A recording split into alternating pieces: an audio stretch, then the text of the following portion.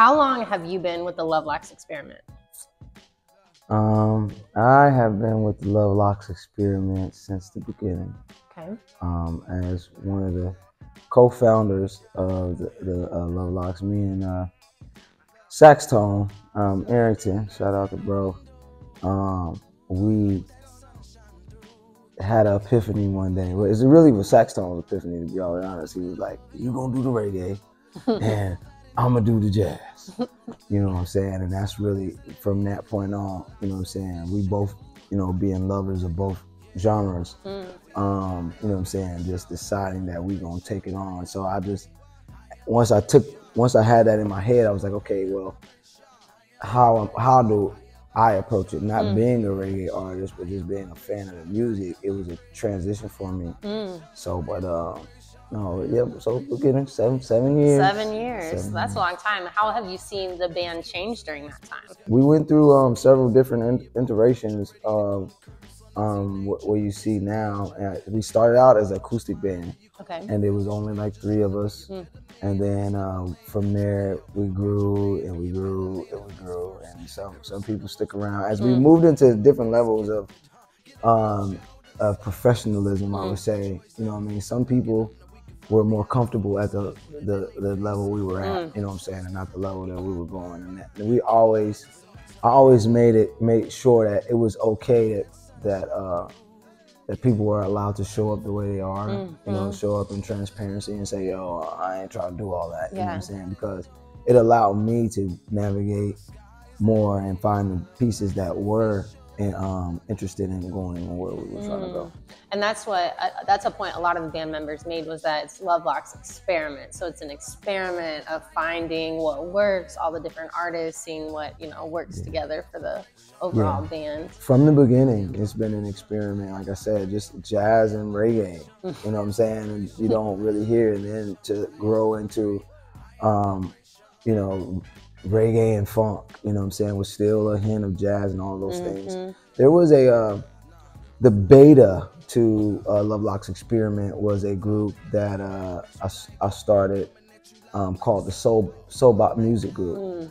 And that was hip hop, jazz, R&B, all of the things that we were dabbling in at the time, and just wanting to bring them together with live music being the glue to that. So that was like the first time we tried to do something like this, and then taking what we learned from that and then applying it to this just made it, you know, that much more magical, I guess. Very cool. Yeah. Very cool. So you're also an individual artist. So how has the Luv Locz Experiment contributed to your individual artistry? Just adding to the repertoire, being able to sit down and talk to, you know, like-minded artists, musicians. I think the musician part is the biggest thing for me, though. It's like, because I'm an MC, I'm a poet before I'm anything. A lot of people don't know that because it's been like levels of growth. But from there it's hip hop, and from hip hop it's singing, and then from singing it's musician. So to be able to like moving through all of that and then coming into a place where I can then hone in on my musicianship as a musician and be surrounded by all of these different musicians and different influences, I think has contributed so much to my artistry, and just adding different perspectives gives you new ways of approaching music. Yeah, and what a beautiful space to be in, just as an artist, to be surrounded by other artists that challenge you or you level up and grow together. You know, that's very cool. Have you had a favorite show or moment from this past year? Been a lot. I'm gonna say The Phrase. Okay. The Phrase meant a lot to me because my mother took me to one of my first concerts at The Phrase to see Boney James and Brian Culberson. And it was at that particular moment that I knew like live music was something that I was interested in.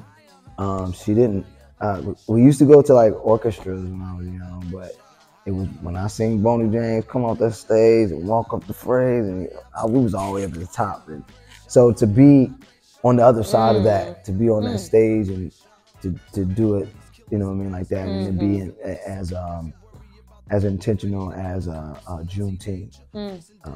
It was a really exciting show for me. That's great. What are you most excited for going into the next year?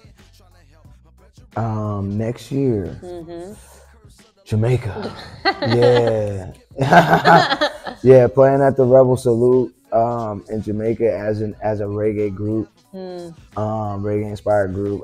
I think it's like, that's it. Like, you know what I'm saying? I could probably die happy after that. You know what I'm saying? Because it's like, to be accepted into a culture that you appreciate so much. Reggae is like a gospel to me. You know what I mean? So to be good enough to be like, come on, come play with us. You know what I'm saying? I'm excited about that. That is exciting. Yeah. I won't be there, but I'll be over here, you know, we're coming to get y'all. Yeah, I'll go next year. Cat on the red couch in Jamaica. Next year. Did you have a moment where you realized Luv Locz Experiment was like the real deal? That like this was going somewhere. This was. I tell you, our third year, I got sick with tuberculosis. And had to shut it all down. You know what I'm saying? At that moment, it was an easy thing for me because I was sick, but it was hard mentally because we had been working. You know what I'm saying, to get to a certain place, and I felt it growing then. But when I took it, even after I wasn't sick anymore. I moved to Indianapolis because I just felt like I needed some freshness, you know what I'm saying? And we wasn't gigging at all for maybe it was like a 6 months period. But it's like when I came back and the guys was ready to go, they was like, yo, like, that's when I knew it could go somewhere. I knew that because when you have that kind of dedication, but outside of yourself, you can recognize it in your peers and people around you. It's like, okay, I'm ready to go all in with these guys. I'm ready to go to the next level because they're here and they're ready to do the same, you know. So that's what it was for me. And that was year 3. So then year 7, you're starting with going to Jamaica. So yeah, it's only going up from here. It's here. only going up. Yeah, man. Bless. Straight up.